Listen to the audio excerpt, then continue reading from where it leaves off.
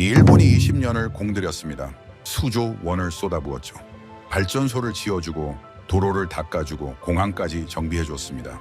중앙아시아의 심장 우즈베키스탄을 완전히 자기 손아귀에 넣었다고 확신했습니다. 그런데 이상한 일이 벌어졌습니다. 우즈베키스탄이 차세대 고속철도 사업자를 발표하는 날, 전 세계 철도업계가 발칵 뒤집어졌습니다. 일본 대표단은 3초간 멈춰버렸죠. 자신들이 들은 이름이 도저히 믿기지 않았기 때문입니다. 선택받은 나라는 일본이 아니었습니다. 불과 20년 전만 해도 프랑스 기술을 빌려 겨우 고속열차를 흉내내던 후발주자였습니다. 일본이 코웃음 치던 그 나라였죠. 바로 대한민국이었습니다. 30년간 일본만 바라보던 우즈베키스탄에 철도 전문가가 있었습니다. 그는 왜 하루아침에 한국의 손을 잡았을까요? 그리고 그 선택의 이면에는 어떤 눈물겨운 이야기가 숨어 있었을까요? 일본이라는 거인을 무너뜨린 한국의 진짜 무기, 그 놀라운 이야기 지금 바로 시작합니다. 안녕하세요. 저는 우즈베키스탄 타슈켄트에서 30년간 철도와 함께 살아온 알리셰르 카리모프입니다. 올해로 52살이 됐죠. 교통부 철도개발국장이라는 거창한 직함을 달고 있지만 사실 저는 그냥 기차를 사랑하는 평범한 사람일 뿐입니다. 매일 아침 타슈켄트 중앙역을 지나 출근하는 것이 제 작은 행복이었습니다. 플랫폼에 서서 열차가 들어오는 소리를 듣고 있으면 마음이 편안해지곤 했죠. 제 아버지는 소련 시절 기관사였습니다. 타슈켄트에서 사마르칸트까지 고대 실크로드를 따라 달리는 열차의 기적 소리가 제 어린 시절의 자장가였죠. 아버지는 늘 말씀하셨습니다. 철도는 단순한 교통수단이 아니라 나라의 핏줄이라고요. 한 나라의 동맥과 같아서 철도가 멈추면 나라 전체가 멈춘다고 하셨습니다. 철도는 사람과 사람을, 도시와 도시를, 꿈과 현실을 이어주는 것이라고요. 그 말씀이 제 인생을 결정했습니다. 저는 18살에 타슈켄트 철도 공학대학에 입학했고 졸업과 동시에 교통부에 들어갔습니다. 하지만 1991년 소련이 무너졌습니다. 갑자기 독립국이 된 우즈베키스탄은 혼란 그 자체였죠. 러시아 기술자들이 하나둘 떠나고 부품 공급이 끊기고 열차는 멈춰 섰습니다. 아버지는 30년 경력의 베테랑이었지만 새 시대에는 설 자리가 없었습니다. 기술 매뉴얼은 전부 러시아어였고 새로운 시스템을 배울 기회는 주어지지 않았죠. 서방의 기술자들은 우리를 무시했고 우리는 그저 지켜볼 수밖에 없었습니다. 아버지가 쓸쓸히 은퇴하시던 날을 저는 평생 잊을 수가 없습니다. 타슈켄트역 플랫폼에서 마지막으로 열차를 배웅하시던 구부정한 뒷모습이 아직도 눈에 선합니다. 낡은 회중시계를 제게 건네시며 하신 말씀이 지금도 귓가에 맴돕니다. 아들아, 우리나라가 스스로 기술을 가져야 진정한 독립이다. 남의 기술에 기대는 한 우리는 영원히 손님일 뿐이라고 하셨죠. 3년 후 아버지는 눈을 감으셨습니다. 그 회중시계를 저는 지금도 품에 지니고 다닙니다. 2005년 저는 일본 국제협력기구의 연수 프로그램에 선발됐습니다. 난생 처음 도쿄 땅을 밟았죠. 그리고 신칸센을 탔습니다. 시속 300km로 달리는 열차 안에서 저는 눈물을 흘렸습니다. 소음도 진동도 없이 미끄러지듯 달리는 그 완벽함에 압도당했습니다. 이것이 진짜 기술의 힘이구나. 언젠가 우리 땅에도 이런 열차가 달리게 하겠다. 일본은 제 롤모델이 됐고 신칸센은 제 꿈이 됐습니다. 그로부터 18년이 흘렀습니다. 2023년 드디어 차세대 고속철도 입찰 공고를 준비하고 있었습니다. 하지만 저는 몰랐습니다. 30년간 바라보던 방향이 틀렸다는 것을요.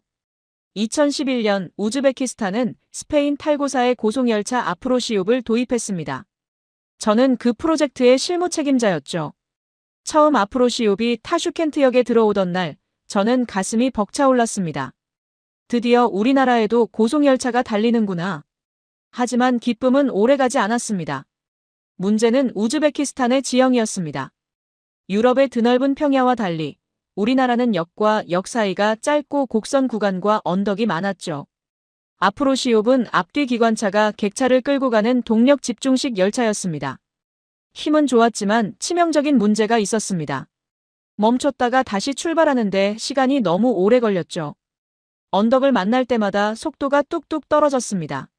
승객들의 불만이 쏟아졌고 정비 비용은 예상의 2배를 넘어섰습니다. 저는 밤잠을 설치며 해결책을 찾았습니다. 우리 지형에 맞는 새로운 열차가 필요했죠. 치고 나가는 힘이 좋고 가속과 감속이 빠른 열차 말입니다. 그래서 차세대 고속철도 입찰을 추진했습니다. 당연히 가장 먼저 떠오른 곳은 일본이었습니다. 30년간 우리를 도와준 파트너였으니까요. 2023년 봄, 일본 철도공사 해외사업본부의 나카무라 켄지 본부장이 타슈켄트를 방문했습니다. 저는 그를 공항에서 직접 영접했습니다. 하지만 그의 첫마디에 저는 얼어붙었습니다. 나카무라 본부장은 회의실에 들어서자마자 이렇게 말했습니다. 우즈베키스탄은 기술을 이해할 수준이 안 됩니다. 그러니 모든 것을 우리에게 맡기십시오. 순간 제 귀를 의심했습니다. 30년간 존경해온 나라의 대표가 우리를 그렇게 무시하다니요. 하지만 저는 참았습니다. 아직 협상이 시작되지도 않았으니까요. 나카무라 본부장은 최신 신칸센 모델의 화려한 프레젠테이션을 보여줬습니다. 60년 무사고 정시 도착률 99%. 분명 대단한 기록이었죠. 그런데 회의가 끝난 후 정부 고위층 사이에서 이상한 소문이 돌기 시작했습니다. 친일파로 알려진 라힘 아지조프 의원이 일본 측과 밀접하게 접촉하고 있다는 것이었습니다. 라힘 의원은 저를 불러 이렇게 말했습니다. 알리셰르 국장, 일본과의 계약은 이미 정해진 것이나 다름없어. 괜히 다른 생각하지 말게. 그 순간 저는 알 수 없는 불안감에 휩싸였습니다. 뭔가 잘못되어 가고 있다는 느낌이었죠. 집에 돌아와 아내 파티마에게 그날 있었던 일을 털어놓았습니다. 파티마는 조용히 제 손을 잡으며 말했습니다. 당신이 옳다고 생각하는 길을 가세요. 저는 항상 당신 편이에요. 그날 밤 저는 아버지의 회중시계를 꺼내 오래도록 바라봤습니다. 아버지라면 어떤 선택을 하셨을까요? 2023년 가을, 저는 베를린에서 열리는 국제철도 기술 박람회에 참석하게 됐습니다. 세계 각국의 철도 기술을 한눈에 볼 수 있는 최대 규모의 행사였죠. 사실 일본 신칸센 부스를 집중적으로 보려고 간 것이었습니다. 차세대 고속철도 입찰을 앞두고 일본의 최신 기술을 직접 확인하고 싶었거든요. 박람회장은 상상 이상으로 거대했습니다. 프랑스 알스톰, 독일 지멘스, 일본 신칸센. 세계 철도의 빅3가 각자의 영역에서 위엄을 뽐내고 있었죠. 저는 가장 먼저 일본 부스로 향했습니다. 나카무라 본부장이 직접 저를 맞이했습니다. 하지만 그의 태도는 타슈켄트에서와 다르지 않았습니다. 우즈베키스탄에는 최신 모델보다는 중간급이 적당할 것 같습니다. 아직 기술 수준이 거기까지는 아니니까요. 저는 속으로 치밀어 오르는 분노를 간신히 참았습니다. 일본 부스를 나와 무작정 걷다가 우연히 한국 부스 앞을 지나게 됐습니다. 솔직히 말하면 저는 한국 철도에 대해 별다른 관심이 없었습니다. 2004년에 프랑스 기술을 빌려 고속철을 만든 후발주자. 그 정도로만 알고 있었죠. 그런데 부스 앞에 전시된 열차 모형이 눈에 들어왔습니다. 유선형의 날렵한 디자인이 인상적이었습니다. 잠깐 구경이나 하자는 마음으로 들어갔습니다. 그때 한 남자가 저에게 다가왔습니다. 40대 초반으로 보이는 단정한 인상의 한국인이었습니다. 그가 영어로 말을 걸어왔습니다. 안녕하세요. 혹시 어느 나라에서 오셨습니까? 저는 우즈베키스탄 교통부에서 왔다고 대답했습니다. 그러자 그의 눈이 반짝였습니다.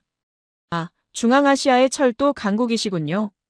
우즈베키스탄 철도에 대해서는 저도 들은 바가 있습니다. 그의 이름은 박준혁이었습니다. 현대로템 해외사업팀장이라고 했죠. 저는 의례적인 인사를 나누고 빠져나올 생각이었습니다. 하지만 박준혁 팀장의 다음 말에 발걸음이 멈췄습니다. 우즈베키스탄은 역간 거리가 짧고 언덕이 많다고 들었습니다. 기존 열차로는 고생이 많으시겠어요. 순간 저는 깜짝 놀랐습니다. 어떻게 우리나라 지형을 그렇게 정확히 알고 있는 거죠? 박준혁 팀장은 미소를 지으며 대답했습니다. 저희도 비슷한 고민을 했었거든요. 한국도 산이 많고 곡선 구간이 많습니다.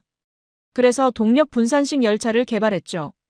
가감속 능력이 탁월해서 산악 지형에 최적화되어 있습니다. 저는 본능적으로 귀를 기울이게 됐습니다. 동력 분산식이라면 일본 신칸센도 같은 방식 아닙니까? 제가 물었습니다. 박준혁 팀장은 고개를 끄덕였습니다. 맞습니다. 방식은 같죠. 하지만 저희는 한 가지가 다릅니다. 저희는 기술을 숨기지 않습니다. 그 말에 저는 멈칫했습니다. 무슨 뜻인지 정확히 이해하지 못했지만 왠지 가슴 한구석이 뜨거워졌습니다. 박준혁 팀장은 제게 명함을 건네며 말했습니다. 언제든 연락 주십시오. 저희는 파트너를 찾고 있습니다. 물건을 팔 손님이 아니라 함께 성장할 파트너를요. 저는 멍하니 그 명함을 받아들었습니다. 현대로템 해외사업팀장 박준혁. 그 이름이 이상하게 머릿속에 남았습니다. 귀국 후에도 박준혁 팀장의 말이 자꾸 떠올랐습니다. 기술을 숨기지 않는다는 것, 손님이 아니라 파트너라는 것. 일본에서는 한 번도 들어보지 못한 말이었습니다. 하지만 저는 스스로를 다독였습니다. 한국은 후발주자야. 검증되지 않았어. 일본과 30년의 신뢰를 어떻게 포기해. 그런데 집에서 아들 티무르와 마주쳤을 때 예상치 못한 말을 들었습니다. 티무르는 러시아에서 기계공학을 전공하고 있었죠. 아버지, 요즘 한국 철도가 대단하다면서요? 유튜브에서 봤는데 KTX가 프랑스 TGV를 추월했대요. 저는 아무 말도 하지 못했습니다.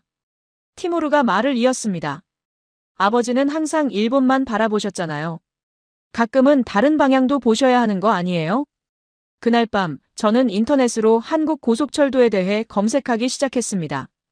KTX 이음, 동력 분산식, 한국형 고속열차. 읽으면 읽을수록 놀라웠습니다.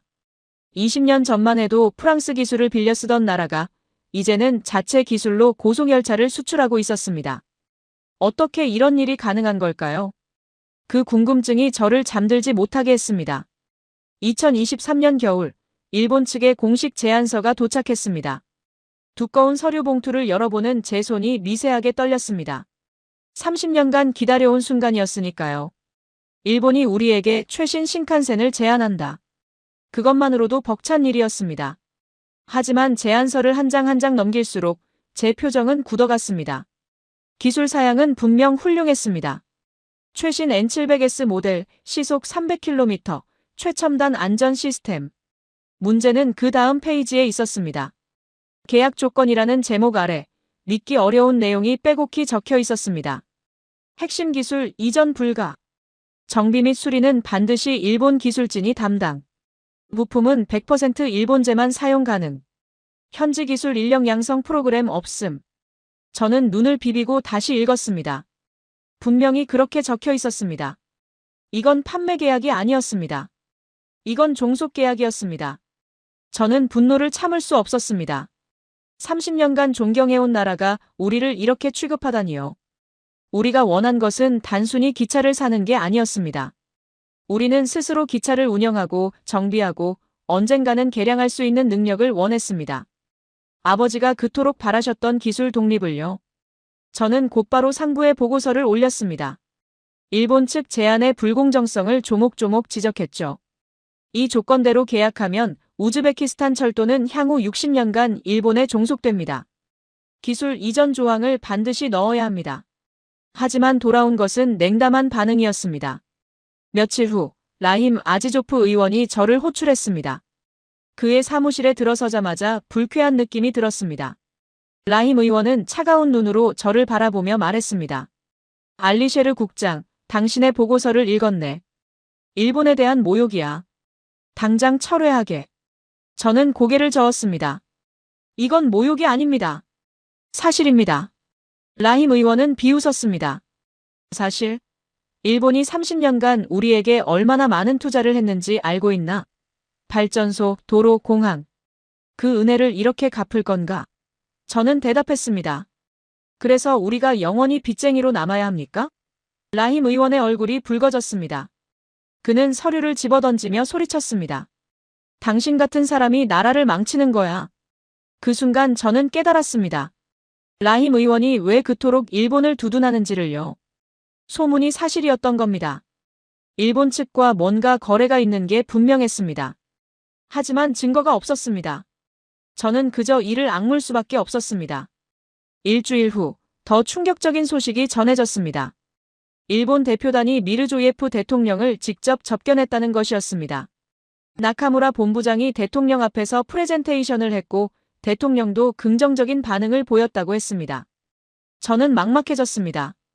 대통령까지 일본 편이라면 저 혼자 무엇을 할 수 있단 말입니까? 그날 저녁 저는 빈속에 보드카를 마셨습니다. 파티마가 걱정스러운 눈으로 저를 바라봤지만 저는 아무 말도 할 수 없었습니다. 30년을 바쳐온 일이 이렇게 무너지는 건가? 아버지의 꿈이 이렇게 끝나는 건가? 회중시계를 꺼내 들여다보다가 저도 모르게 눈물이 흘렀습니다. 그때 주머니 속 휴대폰이 진동했습니다. 낯선 국제번호였습니다. 한국 번호였죠. 전화를 받자 익숙한 목소리가 들려왔습니다. 알리셰르 국장님, 저 박준혁입니다. 베를린에서 만났던. 저는 놀라서 목소리도 제대로 나오지 않았습니다. 어떻게 제 번호를 아셨습니까? 박준혁 팀장은 웃으며 대답했습니다. 국장님을 만나고 싶어서 좀 수소문했습니다. 실례가 됐다면 죄송합니다. 박준혁 팀장은 말했습니다. 일본 측 제한 조건에 대해 들었습니다. 국장님의 심정을 충분히 이해합니다. 왜냐면 20년 전에 저희가 바로 국장님의 입장이었거든요. 저는 가슴이 덜컥 내려앉았습니다. 무슨 말씀입니까? 박준혁 팀장은 조용히 대답했습니다. 비공식적으로 만나뵐 수 있을까요? 드릴 말씀이 있습니다. 저는 한참을 망설였습니다. 한국과 접촉하면 라임 의원에게 빌미를 주는 일이었죠. 하지만 가슴 한쪽에서 뭔가가 저를 재촉했습니다. 적어도 들어는 보자. 다른 선택지가 있는지 확인이라도 하자. 저는 대답했습니다. 좋습니다. 만나겠습니다. 박준혁 팀장과의 만남을 약속한 그날 밤, 저는 오래된 악몽에 시달렸습니다. 꿈속에서 아버지가 나타났습니다. 1994년 아버지가 은퇴하시던 그날이었습니다. 꿈속의 타슈켄트역은 을씨년스럽게 황폐해 있었습니다. 소련이 무너지고 3년이 지났지만 혼란은 가라앉지 않았죠. 플랫폼에는 녹슨 기관차들이 방치되어 있었고 철로 위에는 잡초가 자라나고 있었습니다. 아버지는 그 풍경을 바라보며 말없이 서 계셨습니다. 아버지, 왜 이렇게 됐습니까? 제가 물었습니다. 아버지는 쓴웃음을 지으셨습니다. 우리가 스스로 만든 게 없어서 그런 거다. 기관차도 부품도 기술도 전부 러시아 것이었어. 그들이 떠나니까 우리는 아무것도 할 수 없게 된 거야. 아버지의 눈가에 주름이 깊게 패여 있었습니다. 30년간 기관사로 살았지만 정작 이 기차가 어떻게 돌아가는지는 제대로 배운 적이 없다. 그게 내 평생의 한이다. 그날 아버지는 제게 회중시계를 건네셨습니다. 이 시계는 내 할아버지가 쓰시던 거다. 할아버지는 러시아 기술자 밑에서 철도 노동자로 일하셨어. 나는 기관사가 됐고. 하지만 너는 달라야 한다, 알리셰르. 너는 이 나라가 스스로 기차를 만들고 굴릴 수 있게 해야 해. 그게 진정한 독립이야. 꿈에서 깬 저는 식은땀에 젖어 있었습니다. 새벽 4시였습니다. 옆에서 파티마가 걱정스러운 눈으로 저를 바라보고 있었습니다. 또 그 꿈이에요? 저는 고개를 끄덕였습니다. 파티마는 제 손을 꼭 잡았습니다. 당신은 아버님과 다른 시대를 사는 거예요. 지금은 선택지가 있잖아요. 선택지. 그 말이 머릿속에 맴돌았습니다. 정말 선택지가 있을까요? 일본을 선택하면 안정적이지만 종속됩니다. 한국을 선택하면 가능성이 있지만 위험합니다. 둘 다 선택하지 않으면 아무것도 없습니다. 저는 침대에 앉아 오래도록 생각에 잠겼습니다. 아침이 되어 출근하니 사무실 분위기가 이상했습니다. 동료들이 저를 피하는 것 같았습니다. 점심시간에 오래된 후배 유스프가 조용히 다가왔습니다. 유스프는 26살의 젊은 엔지니어였죠. 야망이 크고 열정적인 청년이었습니다. 국장님, 조심하셔야 해요. 위에서 국장님을 주시하고 있대요. 저는 쓴웃음을 지었습니다. 알고 있네. 유스프는 목소리를 낮췄습니다. 하지만 저는 국장님 편이에요. 국장님 말씀이 맞아요. 우리가 영원히 남의 기술에 기댈 수는 없잖아요. 그 말에 저는 가슴이 뜨거워졌습니다. 적어도 이 청년만은 제 뜻을 이해해 주는구나. 그날 오후, 저는 박준혁 팀장에게 연락했습니다. 다음 주 타슈켄트에서 만나기로 했죠. 비공식 방문이니 조용히 오시라고 당부했습니다. 전화를 끊고 나니 심장이 두근거렸습니다. 내가 지금 무슨 일을 벌이고 있는 거지? 하지만 돌이킬 수는 없었습니다. 아니, 돌이키고 싶지 않았습니다. 그날 밤 아들 티모르에게서 전화가 왔습니다. 러시아에서 공부하고 있는 티모르와는 요즘 사이가 좋지 않았습니다. 아버지, 한국 철도에 대해 더 알아봤어요. 티모르의 목소리가 들떠 있었습니다. KTX이음이라는 열차가 있는데 완전 우리나라 지형에 맞을 것 같아요. 동력 분산식이라 가감속이 빠르대요. 저는 놀랐습니다. 내가 왜 갑자기 철도에 관심을 가지니? 티무르가 웃었습니다. 아버지가 평생 하신 일이잖아요. 관심 좀 가져볼게요. 오랜만에 아들과 진지한 대화를 나눴습니다. 티무르는 한국 유튜브 채널들을 보여주며 열심히 설명했죠. 프랑스한테 기술 이전받고 20년 만에 독자 기술 만들었대요. 대단하지 않아요? 저는 화면 속 한국 열차를 바라보며 생각에 잠겼습니다. 20년. 우리도 할 수 있을까? 전화를 끊고 나서 저는 창밖을 바라봤습니다. 타슈켄트의 밤하늘에 별이 반짝이고 있었습니다. 아버지, 저는 지금 기로에 서 있습니다. 안전한 길과 옳은 길 사이에서요. 아버지라면 어떤 길을 택하셨을까요? 대답은 이미 알고 있었습니다. 아버지는 항상 말씀하셨죠. 쉬운 길이 아니라 옳은 길을 가라고. 저는 마음을 굳혔습니다. 적어도 한 번은 들어보자. 한국이 무슨 이야기를 하려는지. 그리고 나서 결정하자. 그것이 제가 아버지께 할 수 있는 최소한의 도리라고 생각했습니다. 박준혁 팀장은 약속대로 조용히 타슈켄트에 도착했습니다. 혼자가 아니었습니다. 김서연이라는 젊은 여성이 함께였죠. 타슈켄트 주재 한국 대사관에서 일하는 직원이라고 했습니다. 통역을 맡아주기로 한 것이었습니다. 저는 영어가 서툴렀고 한국어는 한마디도 몰랐으니까요. 우리는 타슈켄트 외곽의 조용한 찻집에서 만났습니다. 박준혁 팀장은 정장 대신 편한 캐주얼 차림이었습니다. 그의 표정은 진지했지만 눈빛은 따뜻했습니다. 멀리까지 와주셔서 감사합니다. 제가 먼저 인사했습니다. 박준혁 팀장은 고개를 저었습니다. 아닙니다. 감사해야 할 쪽은 저희입니다. 이렇게 만나주셔서요. 차가 나오고 박준혁 팀장이 먼저 입을 열었습니다. 알리셰르 국장님, 제가 왜 이렇게까지 국장님을 만나려 했는지 아시겠습니까? 저는 고개를 저었습니다. 솔직히 모르겠습니다. 한국의 우즈베키스탄은 작은 시장일 텐데요. 박준혁 팀장은 미소를 지었습니다. 시장의 크기가 중요한 게 아닙니다. 저희가 국장님께 드리고 싶은 이야기가 있기 때문입니다. 그리고 그는 20년 전 이야기를 시작했습니다. 2004년 한국 고속철도 KTX가 처음 개통됐을 때 말입니다. 저희는 프랑스 알스톰사에서 TGV 기술을 도입했습니다. 하지만 그 과정은 굴욕의 연속이었죠. 김서연 씨가 통역하는 동안 박준혁 팀장의 표정이 어두워졌습니다. 프랑스 엔지니어들은 저희를 철저히 무시했습니다. 핵심 기술이 담긴 도면은 보여주지 않았고 주요 부품은 블랙박스처럼 밀봉해서 넘겼죠. 한국 엔지니어들이 가까이 가면 비웃었습니다. 너희가 이걸 이해할 수 있겠어? 그냥 시키는 대로 해. 저는 할 말을 잃었습니다. 그게 바로 지금 일본이 우리에게 하려는 것과 똑같았으니까요. 박준혁 팀장은 계속했습니다. 저희는 철도 위를 달리고 있었지만 기술적으로는 프랑스의 식민지나 다름없었습니다. 고장이 나면 프랑스 부품을 비싸게 사와야 했고 그들이 오라면 가고 가라면 와야 했습니다. 잠시 침묵이 흘렀습니다. 박준혁 팀장은 찻잔을 내려놓으며 말했습니다. 하지만 저희는 거기서 주저앉지 않았습니다. 울면서 기술을 익혔습니다. 밤새 도면을 베끼고 부품을 분해해서 연구했습니다. 프랑스가 안 가르쳐주면 스스로 알아냈습니다. 그렇게 20년이 걸렸습니다. 그의 눈에 눈물이 맺힌 것 같았습니다. 그래서 저희가 만든 것이 KTX 이음입니다. 100% 한국 기술로 만든 고속열차. 프랑스 기술자 없이도 저희 손으로 만들고 정비하고 개량할 수 있는 열차. 그게 저희의 20년입니다. 저는 가슴이 먹먹해졌습니다. 20년간의 서러움. 그것이 이 사람의 눈에 담겨 있었습니다.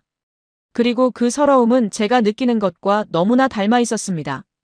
박준혁 팀장은 제 눈을 똑바로 바라보며 말했습니다. 알리셰르 국장님, 일본 기차를 사시면 당신들은 영원히 손님으로 남을 것입니다. 고장이 날 때마다 일본의 고개를 숙여야 합니다. 하지만 저희와 함께 하시면 저희는 당신들을 엔지니어로 만들겠습니다. 저희가 겪은 서러움을 당신들은 겪지 않게 하겠습니다. 김서연 씨가 통역을 마쳤을 때 제 눈에서 눈물이 흘렀습니다. 30년간 기다렸던 말이었습니다. 아버지가 그토록 원하셨던 말이었습니다. 기술을 나누겠다. 파트너로 함께 성장하겠다. 일본에서는 단 한 번도 들어본 적 없는 말이었습니다. 박준혁 팀장은 제 어깨에 손을 얹었습니다. 국장님, 결정은 당신의 몫입니다. 하지만 한 가지만 기억해 주십시오. 저희는 당신들의 자리에 있어 봤습니다. 그래서 당신들의 마음을 압니다. 저희는 진심입니다. 찻집을 나서며 저는 박준혁 팀장에게 물었습니다. 왜 이렇게까지 하십니까? 사업이라면 일본처럼 하는 게 더 이익일 텐데요. 박준혁 팀장은 웃으며 대답했습니다. 저희 한국에는 정이라는 게 있습니다. 한번 인연을 맺으면 끝까지 함께하는 거죠. 사업보다 사람이 먼저입니다. 정이라는 단어를 그때 처음 들었습니다. 한국어로 된 그 단어가 왜 그렇게 따뜻하게 느껴졌는지 저는 지금도 잘 모르겠습니다. 박준혁 팀장과의 만남 이후 저는 며칠간 깊은 생각에 빠져 있었습니다. 그의 말이 머릿속에서 떠나지 않았습니다. 손님이 아니라 엔지니어로 만들겠다는 약속. 서러움을 겪지 않게 하겠다는 진심. 하지만 현실은 그렇게 단순하지 않았습니다. 일주일 후 라힘 아지조프 의원이 다시 저를 호출했습니다. 그의 사무실에 들어서는 순간 공기가 싸늘하다는 것을 느꼈습니다. 라힘 의원은 서류 한 장을 제 앞에 던졌습니다. 알리셰르 국장, 이게 뭔가? 서류를 집어들었습니다. 제 심장이 멎는 것 같았습니다. 저와 박준혁 팀장이 찻집에서 나오는 사진이었습니다. 누군가 미행을 했던 겁니다. 라힘 의원은 차가운 목소리로 말했습니다. 한국 사람들과 비밀리에 만나고 있었군. 일본과의 협상이 진행 중인데 이게 무슨 짓인가? 저는 침착하게 대답했습니다. 비교 검토입니다. 다른 선택지가 있는지 확인해보는 것이 제 업무 아닙니까? 라힘 의원은 비웃었습니다. 비교 검토?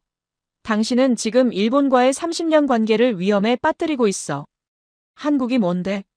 20년 전에 프랑스 기술 베껴서 겨우 고속철 만든 후발주자 아닌가?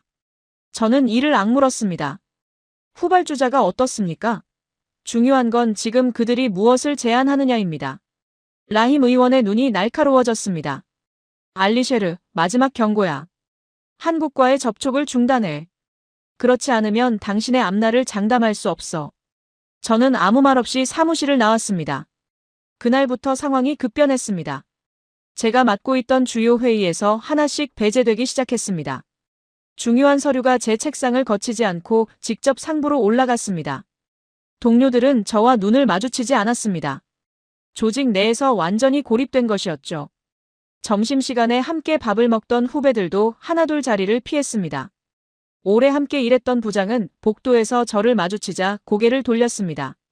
30년간 쌓아온 신뢰가 무너지는 느낌이었습니다. 밤마다 저는 사무실에 혼자 남아 천장을 바라봤습니다. 내가 잘못한 건가? 그냥 일본의 조건을 받아들일 걸 그랬나?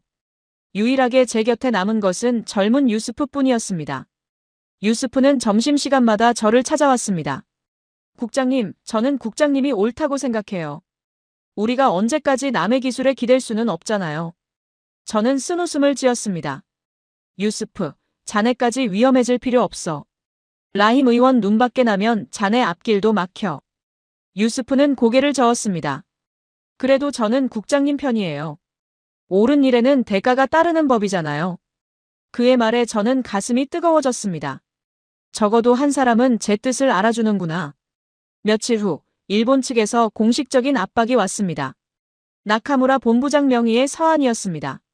최근 우즈베키스탄 교통부 일부 관계자가 한국 측과 접촉하고 있다는 정보를 입수했습니다. 만약 이것이 사실이라면 일본 정부는 기존의 모든 협력 관계를 재고할 수밖에 없습니다.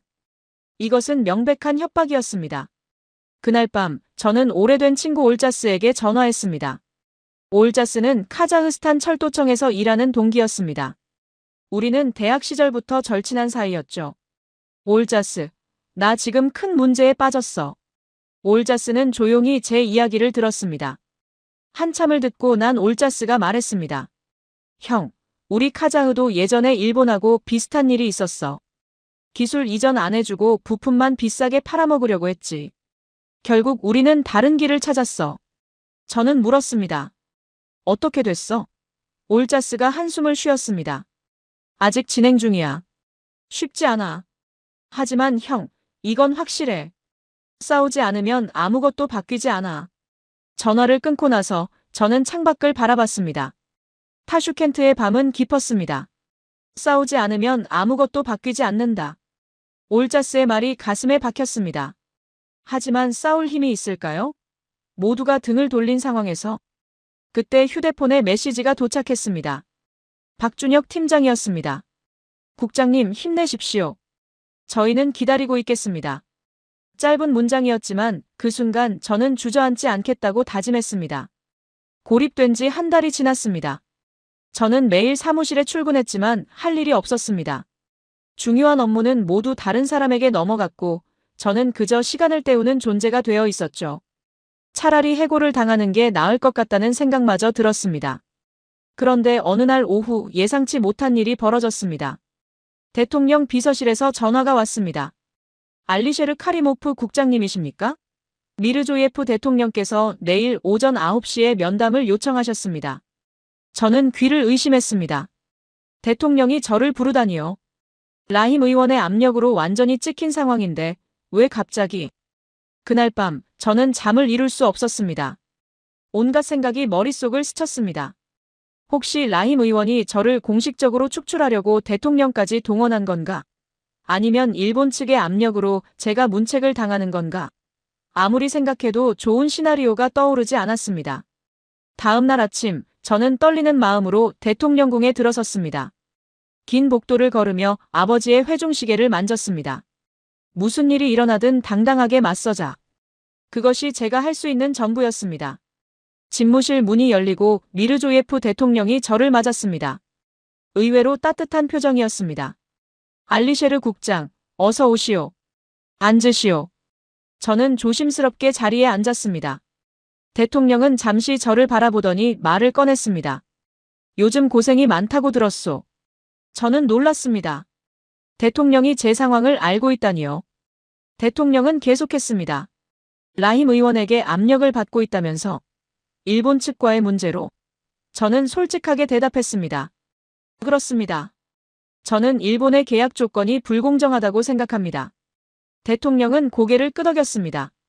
나도 같은 생각이요, 알리셰르 국장. 저는 귀를 의심했습니다. 대통령도 그렇게 생각하신다고요? 대통령은 창밖을 바라보며 말했습니다. 일본은 30년간 우리를 도왔소. 그건 사실이요. 하지만 그들이 요구하는 조건은 파트너십이 아니라 종속이요. 나는 그걸 받아들일 수 없소. 저는 가슴이 벅차올랐습니다. 대통령이 저와 같은 생각을 하고 있었습니다. 하지만 왜 지금까지 아무 조치도 취하지 않으셨습니까? 제가 조심스럽게 물었습니다. 대통령은 한숨을 쉬었습니다. 30년의 관계를 무시할 수는 없소. 라힘 의원 같은 사람들도 있고 쉽게 결정할 문제가 아니었소. 대통령은 제 눈을 똑바로 바라봤습니다. 하지만 당신의 보고서를 읽고 그리고 당신이 한국 측과 접촉했다는 이야기를 듣고 생각이 바뀌었소. 저는 놀랐습니다. 그걸 어떻게 아셨습니까? 대통령은 미소를 지었습니다. 대통령이 모르는 일은 없소. 대통령은 책상 위에 서류를 집어들었습니다. 일본은 우리에게 기술을 주려 하지 않소. 하지만 한국은 다르다고 들었소. 정말로 한국이 기술을 이전해준다면 그것은 완전히 다른 이야기가 돼요. 저는 고개를 끄덕였습니다. 한국 측은 기술 이전을 약속했습니다. 현지 정비센터 설립과 인력 양성까지요. 대통령은 잠시 생각에 잠겼습니다. 그리고 결정적인 말을 했습니다. 알리셰르 국장, 내가 당신에게 특별한 임무를 맡기겠소. 한국에 직접 가서 확인해 보시오. 그들의 약속이 진짜인지, 그들의 기술이 우리에게 맞는지. 당신의 눈으로 직접 확인하고 오시오.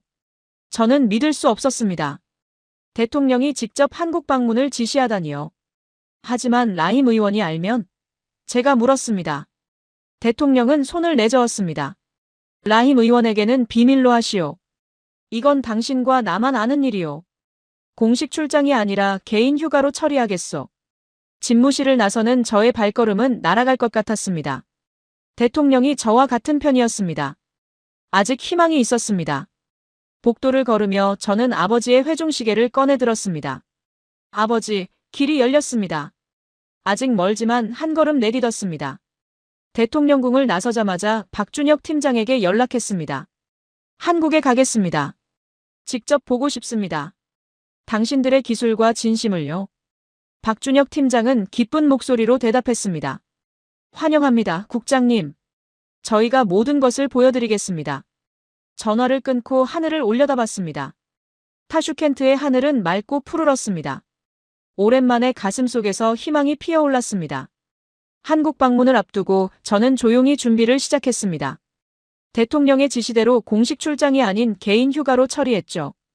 아무도 눈치채지 못하게 조심했습니다. 하지만 세상에 비밀이란 없는 법이었습니다. 출발 이틀 전 라힘 아지조프 의원이 또다시 저를 불렀습니다. 그의 사무실에 들어서는 순간 분위기가 심상치 않다는 것을 느꼈습니다. 라힘 의원은 책상 위에 서류 뭉치를 쌓아놓고 있었습니다. 그의 눈빛은 독사처럼 차가웠죠.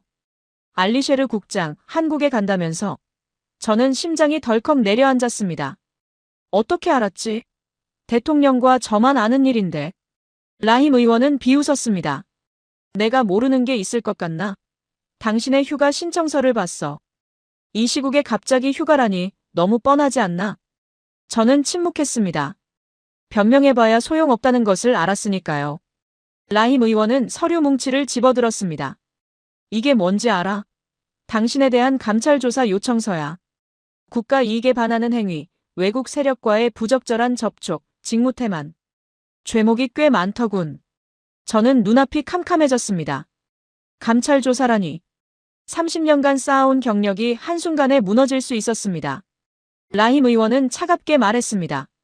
아직 제출하지는 않았어. 한국행을 취소하면 이 서류는 서랍 속에 묻어두지. 어떻게 할 건가? 저는 이를 악물었습니다. 이건 협박입니까? 라힘 의원은 웃었습니다. 협박이라고? 아니, 이건 충고야. 당신 자신을 위한 충고. 일본과의 계약은 이미 정해진 거나 마찬가지야. 괜히 헛발질하지 말고 조용히 있어. 그게 당신과 당신 가족을 위한 거야. 사무실을 나오며 저는 다리가 풀리는 것 같았습니다. 복도 벽에 기대어 한참을 서 있었습니다. 아버지, 저는 어떻게 해야 합니까? 30년의 경력과 가족의 안위가 위험에 처했습니다. 그래도 계속 가야 합니까? 그날 저녁 집에 돌아온 저는 파티마에게 모든 것을 털어놓았습니다. 감찰조사 위협, 한국행의 딜레마, 모든 것을요. 파티마는 조용히 듣더니 제 손을 꼭 잡았습니다. 당신이 옳다고 생각하는 일을 하세요. 무슨 일이 있어도 저는 당신 편이에요. 우리가 밥을 굶더라도 당신이 부끄럽지 않은 길을 가세요. 그 말에 눈물이 났습니다. 이 사람이 있어서 제가 버틸 수 있는 거구나. 밤늦게 휴대폰이 울렸습니다. 러시아에 있는 아들 티무르였습니다. 아버지, 어머니한테 들었어요. 무슨 일이 있으신 거예요? 저는 한숨을 쉬었습니다. 티무르, 아버지가 좀 어려운 상황에 있다. 하지만 걱정하지 마라. 티무르의 목소리가 단호해졌습니다. 아버지, 포기하지 마세요. 저도 찾아봤는데 한국철도 기술 진짜 대단하더라고요. 20년 만에 독자 기술을 만든 나라예요. 아버지가 그들과 손잡으면 우즈베키스탄도 그렇게 될 수 있어요. 저는 놀랐습니다. 내가 언제부터 이런 생각을? 티무르가 웃었습니다. 아버지 때문이에요. 아버지가 평생 철도에 바친 거 알잖아요. 저도 이제 좀 관심을 가져보려고요. 그리고 아버지, 제가 이번에 휴학하고 귀국할게요. 저는 놀라서 물었습니다. 뭐라고? 왜 갑자기? 티무르가 진지한 목소리로 말했습니다. 아버지 혼자 싸우게 둘 수 없어요. 저도 우즈베키스탄 철도 엔지니어가 되고 싶어요. 아버지가 시작하신 일, 제가 이어받을게요. 전화를 끊고 나서 저는 오래도록 회중시계를 바라봤습니다. 아버지에서 저로, 저에서 티무르로. 꿈이 이어지고 있었습니다. 포기할 수 없었습니다. 무슨 일이 있어도 한국에 가야 했습니다. 다음 날 아침, 저는 감찰 조사를 무릅쓰고 비행기에 올랐습니다. 인천공항에 도착했을 때 박준혁 팀장이 저를 기다리고 있었습니다. 그는 제 얼굴을 보더니 걱정스러운 표정을 지었습니다. 국장님, 많이 힘드셨죠? 저는 고개를 끄덕였습니다. 하지만 여기까지 왔습니다. 보여주십시오. 당신들의 모든 것을요. 인천공항에서 박준혁 팀장의 차를 타고 경기도 의왕에 있는 현대로템 공장으로 향했습니다. 창밖으로 한국의 풍경이 스쳐 지나갔습니다. 깨끗하게 정돈된 도로, 빠르게 움직이는 차들, 곳곳에 보이는 첨단 건물들. 우즈베키스탄과는 많이 다른 풍경이었죠. 공장에 도착하자 한 무리의 사람들이 저를 기다리고 있었습니다. 박준혁 팀장이 그들을 소개했습니다. 먼저 50대 후반의 건장한 남자가 손을 내밀었습니다. 이철수입니다. 기술 쪽을 맡고 있습니다. 그의 손은 굳은 살이 박여 있었습니다. 평생 현장에서 일한 사람의 손이었죠. 이철수 수석은 제 눈을 똑바로 바라보며 말했습니다. 알리셰르 국장님, 저도 20년 전에 국장님과 같은 심정이었습니다. 프랑스 기술자들에게 무시당하면서 일을 악물었죠. 하지만 포기하지 않았습니다. 그 결과가 지금 보시게 될 것입니다. 30대 중반의 젊은 남자도 소개됐습니다. 정민호입니다. 동력 분산식 기술을 연구하고 있습니다. 그는 약간 수줍은 표정이었지만 눈빛은 열정으로 가득 차 있었습니다. 국장님, 제가 기술적인 부분을 설명드리겠습니다. 준비 많이 했습니다. 공장 안으로 들어서는 순간 저는 숨이 멎는 것 같았습니다. 거대한 생산 라인 위에 KTX-2 열차가 조립되고 있었습니다. 유선형의 날렵한 차체, 빛나는 은색 외관. 사진으로 보던 것과는 비교할 수 없는 압도적인 존재감이었습니다. 정민호 연구원이 열정적으로 설명을 시작했습니다. 이 열차의 핵심은 동력 분산식 기술입니다. 모든 객차 바닥에 모터가 장착되어 있어서 가감속 능력이 탁월합니다.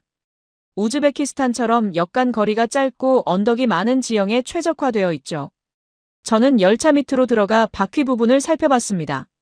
정밀하게 제작된 모터와 감속기가 눈에 들어왔습니다. 정민호 연구원이 계속 설명했습니다.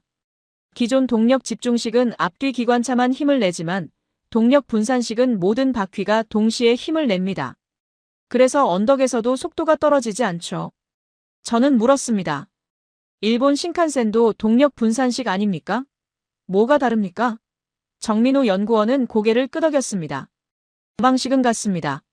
하지만 저희는 관계용으로 설계했습니다. 우즈베키스탄과 러시아 같은 구소련 국가들이 쓰는 철로 규격에 맞춘 거죠. 신칸센은 표준 궤용이라 광궤에서는 새로 설계해야 합니다. 그 말에 저는 무릎을 쳤습니다. 바로 그거였습니다. 우즈베키스탄의 철로는 구소련 시절부터 광궤를 사용하고 있었습니다. 일본 신칸센을 도입하려면 철로 자체를 바꾸거나 열차를 새로 설계해야 했죠. 하지만 한국은 이미 광궤용 모델을 개발해 놓았던 겁니다. 이철수 수석이 다가왔습니다. 국장님, 이 열차는 저희가 피눈물 흘려가며 만든 겁니다. 20년간 밤을 새우고 실패하고 다시 일어서서 만들었습니다. 그 경험을 당신들에게 전해드리고 싶습니다. 당신들이 저희처럼 20년을 고생하지 않도록요. 저는 가슴이 뜨거워졌습니다. 이 사람들은 진심이었습니다. 사업적 이익만 따지는 게 아니었습니다. 자신들의 경험과 기술을 정말로 나누고 싶어 했습니다. 오후에는 KTX-2 시승이 예정되어 있었습니다. 저는 열차에 올라탔습니다. 좌석은 편안했고 실내는 조용했습니다. 출발 신호가 떨어지자 열차가 부드럽게 움직이기 시작했습니다. 창밖 풍경이 점점 빠르게 스쳐 지나갔습니다. 정민호 연구원이 계기판을 가리켰습니다. 지금 시속 250km입니다. 느끼시나요? 저는 고개를 저었습니다. 솔직히 얼마나 빠른지 체감이 안 됩니다. 그만큼 안정적이라는 거죠? 정민호 연구원이 미소 지었습니다. 맞습니다. 그게 동력 분산식의 장점입니다. 언덕 구간에 진입했습니다. 저는 긴장하며 속도계를 지켜봤습니다. 기존 아프로시옵이었다면 속도가 확 떨어지는 구간이었죠. 하지만 KTX-2은 속도를 유지하며 언덕을 넘어갔습니다. 저도 모르게 탄성이 나왔습니다. 대단합니다. 정말 대단합니다. 박준혁 팀장이 옆에 앉으며 말했습니다. 국장님, 이 열차가 우즈베키스탄 땅을 달리는 모습을 상상해 보십시오. 타슈켄트에서 사마르칸트까지 실크로드를 따라 달리는 이 열차를요. 저는 창밖을 바라보며 상상했습니다. 아버지가 그토록 꿈꾸던 광경이었습니다. 시승을 마치고 회의실에서 공식 논의가 시작됐습니다. 현대로템 측에서는 박준혁 팀장 외에 한소영 법률 고문도 참석했습니다. 40대 초반의 지적인 여성이었죠. 그녀는 차분한 목소리로 계약 조건을 설명하기 시작했습니다. 저희가 제안하는 계약의 핵심은 세 가지입니다. 한소영 고문이 화면에 프레젠테이션을 띄웠습니다. 첫째, 완전한 기술 이전입니다. 열차 설계 도면부터 핵심 부품 제조 기술까지 모든 것을 공개하겠습니다. 둘째, 우즈베키스탄 현지에 정비센터를 설립하겠습니다. 고장이 나면 한국 기술자를 부를 필요 없이 현지에서 직접 수리할 수 있게요. 셋째, 현지 기술 인력 양성 프로그램을 운영하겠습니다. 우즈베키스탄 엔지니어들을 한국에서 교육시키고 한국 전문가들을 우즈베키스탄에 파견하겠습니다. 저는 귀를 의심했습니다. 일본이 거부했던 모든 것을 한국은 기꺼이 제공하겠다고 했습니다. 이게 정말 가능한 겁니까? 제가 물었습니다. 기술 이전이라면 나중에 저희가 독자적으로 열차를 만들 수도 있다는 뜻입니까? 박준혁 팀장이 고개를 끄덕였습니다. 그렇습니다. 그게 저희의 목표입니다. 처음에는 저희 열차를 도입하시겠지만 5년 후에는 우즈베키스탄에서 직접 조립하고 10년 후에는 주요 부품을 현지 생산하고 20년 후에는 완전한 독자 기술을 갖추시는 겁니다. 저희가 프랑스로부터 독립한 것처럼요. 저는 말을 잃었습니다. 이건 단순한 판매 계약이 아니었습니다. 이건 기술 동맹이었습니다. 파트너십의 진정한 의미를 처음으로 이해한 순간이었죠. 한소영 고문이 덧붙였습니다. 물론 저희도 사업체입니다. 이익을 추구하죠. 하지만 장기적으로 보면 우즈베키스탄이 성장해야 저희도 성장합니다. 우즈베키스탄이 중앙아시아의 철도 허브가 되면 그 주변 국가들도 같은 시스템을 도입하고 싶어 할 겁니다. 그때 저희와 우즈베키스탄이 함께 시장을 개척하는 거죠. 저는 물었습니다. 일본은 왜 이런 제안을 하지 않는 겁니까? 기술력으로는 일본이 앞서 있지 않습니까? 박준혁 팀장은 잠시 생각하더니 대답했습니다. 일본은 선진국의 사고방식에 갇혀 있습니다. 기술은 지켜야 하는 것이고 후발주자는 영원히 손님이어야 한다고 생각하죠. 하지만 저희는 다릅니다. 저희는 후발주자였기 때문에 후발주자의 마음을 압니다. 이철수 수석이 덧붙였습니다. 그리고 솔직히 말씀드리면 기술을 숨겨봐야 오래 못 갑니다. 어차피 시간이 지나면 다들 따라잡습니다. 중요한 건 함께 성장하면서 새로운 기술을 계속 개발하는 겁니다. 파트너가 성장하면 저희도 더 열심히 해야 하니까요. 선의의 경쟁이 모두를 발전시킵니다. 저는 눈시울이 뜨거워졌습니다. 30년간 기다려온 말이었습니다. 아버지가 그토록 바라셨던 말이었습니다. 기술을 나누겠다. 함께 성장하겠다. 저는 고개를 숙이며 말했습니다. 감사합니다. 정말 감사합니다. 회의가 끝나고 한소영 고문이 저를 따로 불렀습니다. 알리셰르 국장님, 한 가지 조언을 드려도 될까요? 저는 고개를 끄덕였습니다. 그녀는 진지한 표정으로 말했습니다. 귀국하시면 어려운 상황이 기다리고 있을 겁니다. 일본 측의 계약 조건이 왜 불공정한지 구체적인 증거를 모으세요. 감정이 아니라 논리로 싸워야 합니다. 저는 고개를 끄덕였습니다. 무슨 뜻인지 알겠습니다. 한소영 고문은 서류 봉투를 건넸습니다. 여기에 일본과 다른 나라들의 계약 사례가 있습니다. 일본이 어떤 방식으로 기술 종속을 유도하는지 분석한 자료예요. 도움이 될 겁니다. 귀국 비행기 안에서 저는 그 자료를 꼼꼼히 읽었습니다. 일본이 동남아시아, 인도에서 어떻게 계약을 맺었는지, 그 나라들이 얼마나 종속되어 있는지 구체적으로 나와 있었습니다. 이것이 바로 제가 필요한 무기였습니다. 타슈켄트에 도착했을 때 저는 더 이상 두렵지 않았습니다. 가슴속에 희망이 있었으니까요. 귀국하자마자 예상대로 폭풍이 기다리고 있었습니다. 라힘 아지조프 의원이 감찰 조사를 공식 요청한 것입니다. 외국 세력과의 부적절한 접촉, 국가 이익 침해 행위. 죄목은 심각했습니다. 저는 즉시 직위 해제됐고 조사가 진행되는 동안 출근이 금지됐습니다. 집에서 조사 결과를 기다리는 나날은 고통스러웠습니다. 전화기를 들여다보며 하루하루를 보냈죠. 동료들에게서는 연락이 끊겼습니다. 30년간 함께 일했던 사람들이 모두 등을 돌린 것 같았습니다. 하지만 저는 가만히 있지 않았습니다. 한국에서 가져온 자료를 바탕으로 보고서를 작성하기 시작했습니다. 일본 계약 조건의 불공정성을 조목조목 분석했죠. 핵심 기술 이전 거부가 어떻게 장기적인 종속을 만드는지 다른 나라들의 사례와 함께 정리했습니다. 유스프가 밤마다 제 집을 찾아왔습니다. 국장님, 저도 돕겠습니다. 그는 SNS와 인터넷을 통해 한국 고속철도에 대한 정보를 모았습니다. 젊은 엔지니어들 사이에서 한국 기술에 대한 관심이 높아지고 있었습니다. 유스프는 말했습니다. 젊은 세대는 달라요. 우리도 기술 독립을 원합니다. 일본에 영원히 종속되고 싶지 않아요. 유스프를 중심으로 젊은 엔지니어들의 네트워크가 형성됐습니다. 그들은 SNS를 통해 조용히 여론을 만들어 나갔습니다. 한국 고속철도의 기술력, 기술 이전의 중요성, 일본 계약의 불공정성. 정부 공식 채널은 아니었지만 시민들 사이에서 관심이 높아지기 시작했습니다. 카자흐스탄의 올자스도 도움을 줬습니다. 형, 우리 카자흐에서도 비슷한 논의가 있었어. 일본과의 계약이 얼마나 우리를 올감했는지 자료를 보내줄게. 올자스가 보내준 자료는 제 보고서를 더욱 강력하게 만들어줬습니다. 우즈베키스탄만의 문제가 아니라 중앙아시아 전체의 문제라는 점을 부각할 수 있었죠. 러시아에서 휴학하고 돌아온 티무르도 합류했습니다. 아버지, 제가 프레젠테이션 자료를 만들게요. 요즘 젊은 사람들이 좋아하는 스타일로요. 아버지 보고서 내용은 좋은데 시각적으로 좀 지루해요. 저는 웃었습니다. 그래, 내가 도와줘라. 아버지는 이런 건 잘 모르니까.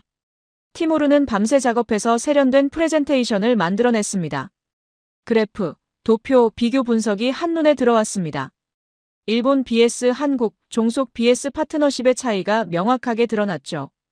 감찰 조사가 진행되는 동안 저는 대통령 비서실에 비밀리에 연락했습니다. 한국 방문 결과를 보고드리고 싶습니다. 며칠 후 답변이 왔습니다. 대통령께서 국가교통위원회 긴급회의를 소집하셨습니다. 알리셰르 국장님께서 직접 프레젠테이션을 하시게 됩니다. 저는 심장이 터질 것 같았습니다. 마지막 기회였습니다. 이 자리에서 모든 것이 결정될 것이었습니다. 라힘 의원도 참석할 것이고 일본 측 로비를 받은 고위 관료들도 있을 것입니다. 그들 앞에서 제가 모은 증거를 제시하고 한국과의 파트너십이 왜 더 나은 선택인지 증명해야 했습니다. 회의 전날 밤, 저는 가족들과 함께 저녁을 먹었습니다. 파티마가 손수 만든 플로프를 차려줬습니다. 티무르가 말했습니다. 아버지, 내일 잘하실 거예요. 저희가 응원할게요. 파티마도 고개를 끄덕였습니다. 당신이 옳은 일을 하고 있다는 거 저는 알아요. 저는 아버지의 회중시계를 꺼내 식탁 위에 올려놓았습니다. 이 시계가 저희 가족 3대를 지켜봤습니다. 할아버지, 아버지, 그리고 저.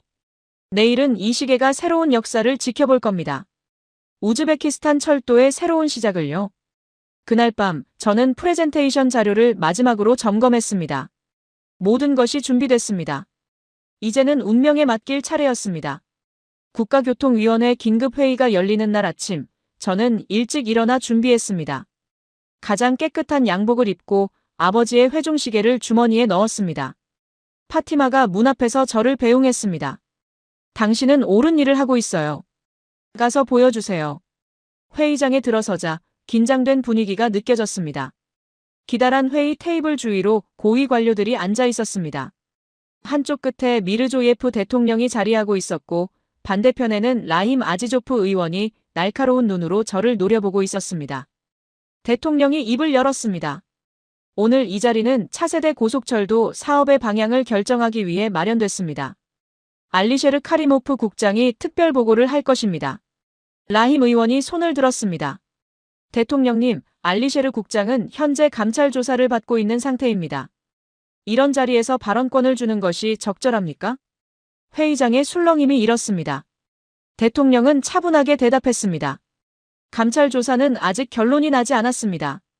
그리고 이 자리는 국가의 미래를 결정하는 자리입니다. 모든 의견을 들어야 합니다. 알리셰르 국장, 시작하시오. 저는 자리에서 일어났습니다. 다리가 떨렸지만 심호흡을 하고 화면을 켰습니다. 존경하는 대통령님, 그리고 위원 여러분. 저는 오늘 우즈베키스탄 철도의 미래에 대해 말씀드리고자 합니다. 첫 번째 슬라이드가 떴습니다. 일본 측 계약 조건의 핵심 내용이 나열되어 있었습니다. 일본은 우리에게 최신 신칸센을 제안했습니다. 기술력으로는 세계 최고죠. 하지만 그들의 조건을 보십시오. 핵심 기술 이전 불가, 정비는 반드시 일본 기술진만 가능, 부품은 100% 일본제. 이것이 파트너십입니까? 라힘 의원이 끼어들었습니다. 그것은 당연한 조건입니다. 어느 나라가 핵심 기술을 공짜로 넘겨주겠습니까? 저는 고개를 저었습니다. 공짜가 아닙니다. 우리는 수천억 원을 지불합니다. 그 대가로 기술을 요구하는 것은 정당한 권리입니다. 두 번째 슬라이드로 넘어갔습니다. 일본이 다른 나라들과 맺은 계약 사례가 나왔습니다. 일본은 동남아시아와 인도에서도 똑같은 방식으로 계약했습니다. 결과가 어떻게 됐습니까? 그 나라들은 10년이 지나도 독자 정비 능력이 없습니다. 부품 하나 고장나면 일본에서 기술자를 불러와야 합니다. 이것이 우리가 원하는 미래입니까? 회의장이 조용해졌습니다. 고위 관료들의 표정이 바뀌기 시작했습니다. 저는 계속했습니다. 저는 한 가지 질문을 드리고 싶습니다. 우리는 기차를 사려는 것입니까? 아니면 기술을 사려는 것입니까? 단순히 승객을 실어 나르는 철 덩어리를 원하는 것입니까? 아니면 우리 스스로 철도를 운영하고 발전시킬 능력을 원하는 것입니까? 라힘 의원이 다시 끼어들었습니다. 한국은 어떻습니까? 그들이 뭘 해줄 수 있습니까? 20년 전에 프랑스 기술 베껴서 겨우 고속철 만든 후발주자가요. 저는 미소를 지었습니다. 바로 그 점이 중요합니다. 세 번째 슬라이드가 떴습니다. 한국 고속철도의 역사와 발전 과정이 나왔습니다. 한국은 20년 전 프랑스 기술을 도입했습니다. 하지만 그들은 거기서 멈추지 않았습니다. 20년간 독자 기술을 개발해서 지금은 세계 네 번째 고속철 수출국이 됐습니다. 그리고 그들은 자신들이 겪은 서러움을 우리에게 주지 않겠다고 약속했습니다. 저는 한국 측의 제한 조건을 보여줬습니다. 완전한 기술 이전, 현지 정비센터 설립, 인력 양성 프로그램. 같은 돈을 주고 우리가 얻을 수 있는 것이 이렇게 다릅니다. 일본에게서는 기차를 삽니다. 하지만 한국에게서는 미래를 삽니다. 회의장에 긴 침묵이 흘렀습니다. 라힘 의원의 얼굴이 붉어졌습니다. 대통령이 천천히 입을 열었습니다. 알리셰르 국장, 계속하시오. 제 프레젠테이션이 끝나자 라힘 의원이 즉시 반격에 나섰습니다. 그는 자리에서 일어나 목소리를 높였습니다. 대통령님, 이것은 검증되지 않은 주장입니다. 한국 철도가 우즈베키스탄 환경에서 제대로 작동한다는 보장이 어디 있습니까? 일본은 60년 무사고에 검증된 기술입니다. 위험을 감수할 필요가 있습니까? 저는 차분하게 대답했습니다. 한국의 KTX-이음은 관계용으로 설계됐습니다. 우리 철로 규격에 맞습니다. 반면 일본 신칸센은 표준 궤용입니다. 도입하려면 철로를 바꾸거나 열차를 새로 설계해야 합니다. 어느 쪽이 더 위험합니까? 라힘 의원이 비웃었습니다. 기술적 문제는 해결할 수 있습니다. 중요한 것은 신뢰입니다. 일본은 30년간 우리를 도왔습니다. 한국은 뭘 해줬습니까? 저는 고개를 저었습니다. 신뢰라고요? 기술을 주지 않으면서 영원히 손님으로 남으라고 하는 것이 신뢰입니까? 회의장의 분위기가 팽팽해졌습니다. 라힘 의원은 마지막 카드를 꺼냈습니다. 대통령님, 일본 측에서 새로운 제안을 해왔습니다. 고속철도 외에 추가로 1조 원 규모의 인프라 투자를 약속했습니다. 도로, 항만, 에너지 시설까지요. 이 제안을 거부할 이유가 있습니까? 1조 원. 엄청난 금액이었습니다. 회의장의 술렁임이 일었습니다. 몇몇 고위 관료들의 표정이 흔들렸습니다. 라힘 의원은 승리를 확신하는 듯한 미소를 지었습니다. 대통령이 저를 바라봤습니다. 알리셰르 국장, 이에 대해 뭐라고 하겠소? 저는 잠시 생각에 잠겼습니다. 그리고 입을 열었습니다. 대통령님, 저는 한 가지 질문을 드리고 싶습니다. 30년 전 우리가 독립했을 때 무엇을 원했습니까? 회의장이 조용해졌습니다. 저는 계속했습니다. 우리는 돈을 원한 것이 아니었습니다. 우리는 스스로의 힘으로 일어서기를 원했습니다. 남의 기술에 의존하지 않고 우리 손으로 우리나라를 만들기를 원했습니다. 그것이 독립의 의미 아닙니까? 저는 아버지의 회종시계를 꺼내 테이블 위에 올려놓았습니다. 이 시계는 제 아버지의 것입니다. 아버지는 소련 시절 기관사였습니다. 30년간 열차를 몰았지만 기술 하나 제대로 배우지 못했습니다. 독립 후에 아버지는 쓸쓸히 은퇴하셨습니다. 아버지가 돌아가시기 전에 제게 하신 말씀이 있습니다. 우리나라가 스스로 기술을 가져야 진정한 독립이라고요. 저는 회의장을 둘러봤습니다. 1조 원이 큰 돈입니다. 하지만 그 돈을 받고 우리는 무엇을 포기해야 합니까? 기술 독립을 포기해야 합니다. 향후 60년간 일본에게 고개를 숙여야 합니다. 그것이 우리 후손들에게 물려줄 유산입니까? 회의장에 침묵이 흘렀습니다. 라힘 의원의 얼굴이 굳어 있었습니다. 대통령이 천천히 입을 열었습니다. 알리셰르 국장, 당신은 당신의 목숨을 걸 수 있소. 이 선택이 실패하면 당신이 모든 책임을 져야 하오. 그래도 이 길을 가겠소? 저는 주저하지 않았습니다. 네, 걸겠습니다. 30년 철도 인생을 걸겠습니다. 제 경력과 명예, 모든 것을 걸겠습니다. 왜냐하면 이것은 제 개인의 문제가 아니라 우즈베키스탄의 미래가 걸린 문제이기 때문입니다. 바로 그때 회의실 문이 열리고 한 사람이 급히 들어왔습니다. 대통령 비서실 직원이었습니다. 그는 대통령에게 서류 봉투를 건넸습니다. 대통령이 서류를 펼쳐보더니 눈썹을 치켜 올렸습니다. 대통령이 라힘 의원을 바라봤습니다. 라힘 의원, 이것에 대해 설명해 줄 수 있겠소? 라힘 의원의 얼굴이 창백해졌습니다. 그게 뭡니까? 대통령이 서류를 테이블 위에 내려놓았습니다. 일본 측으로부터 받은 자금 내역이요. 개인 계좌로 상당한 금액이 입금됐더군. 회의장이 술렁였습니다. 라힘 의원이 더듬거렸습니다. 그건 오해입니다. 대통령은 차갑게 말했습니다. 오해인지 아닌지는 조사해봐야 알겠지. 일단 의원직 정지를 명하겠소. 라힘 의원이 회의장에서 끌려나갔습니다. 그의 얼굴은 공포로 일그러져 있었죠. 회의장에 남은 사람들은 충격에 빠진 표정이었습니다. 30년간 권력의 핵심에 있던 인물이 순식간에 몰락한 것입니다. 대통령이 침착한 목소리로 말했습니다. 이거는 별도로 조사하겠습니다. 지금은 원래 안건으로 돌아갑시다. 알리셰르 국장의 제안에 대해 의견을 듣겠소. 분위기가 완전히 바뀌어 있었습니다. 라힘 의원의 몰락은 많은 것을 바꿔놓았습니다. 그동안 그의 눈치를 보던 관료들이 하나둘 입을 열기 시작했습니다. 기술 이전 조건은 분명히 중요합니다. 장기적으로 봤을 때 한국의 제안이 더 유리해 보입니다. 다른 관료도 말했습니다. 관계 규격에 맞는 열차라는 점도 고려해야 합니다. 철로를 바꾸는 비용까지 생각하면 한국 측 제안이 경제적입니다. 젊은 차관보가 손을 들었습니다. 저는 젊은 세대를 대표해서 말씀드립니다. 우리 세대는 기술 독립을 원합니다. 영원히 남의 기술에 의존하고 싶지 않습니다. 회의장의 분위기가 완전히 한국 쪽으로 기울었습니다. 대통령은 잠시 생각에 잠겼습니다. 그리고 천천히 입을 열었습니다. 이 결정은 가볍게 내릴 수 있는 것이 아닙니다. 30년간의 관계를 재고하는 것이니까요. 하지만 국가의 미래를 위해서는 때로는 어려운 결정을 해야 합니다. 대통령이 자리에서 일어났습니다. 알리셰르 카리모프 국장의 제안을 받아들입니다. 한국과 공식 협상을 시작하시오. 회의장에 박수 소리가 터져나왔습니다. 저는 눈물을 참을 수 없었습니다. 30년간 기다려온 순간이었습니다. 회의가 끝난 후 대통령이 저를 따로 불렀습니다. 알리셰르 국장, 고생 많았소.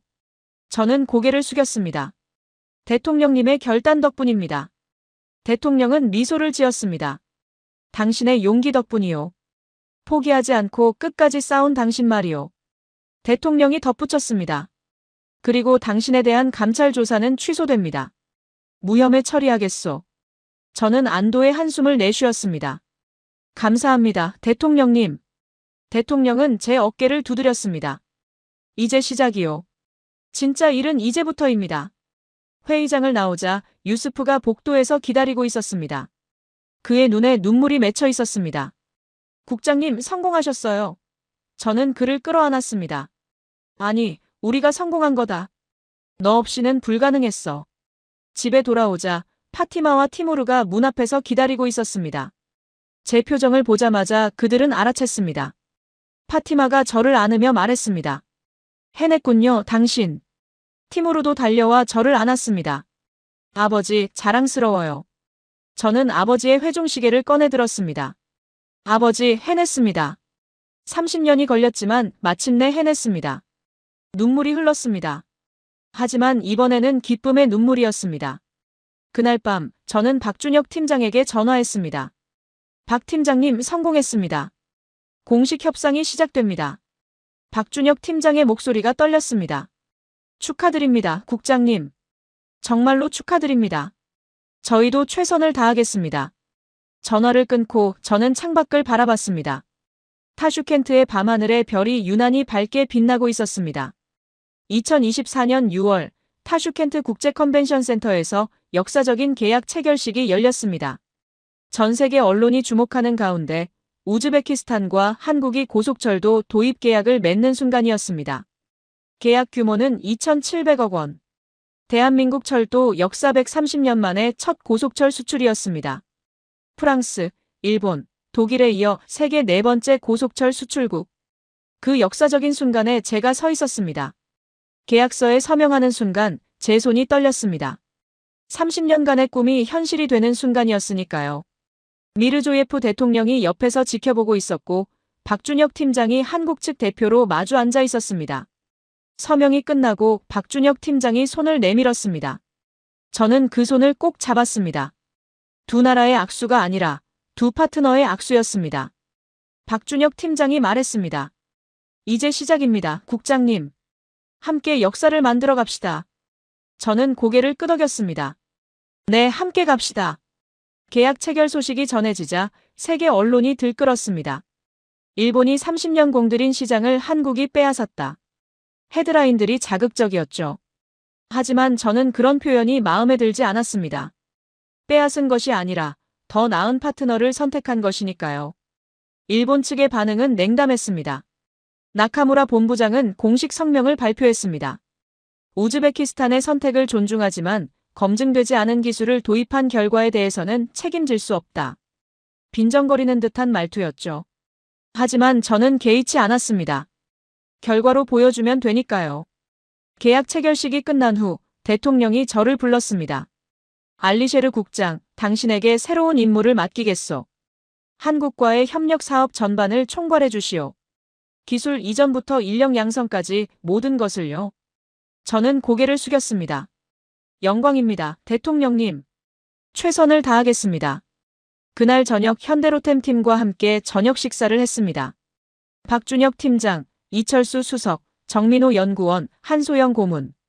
이제는 단순한 사업 파트너가 아니라 동지가 된 사람들이었습니다.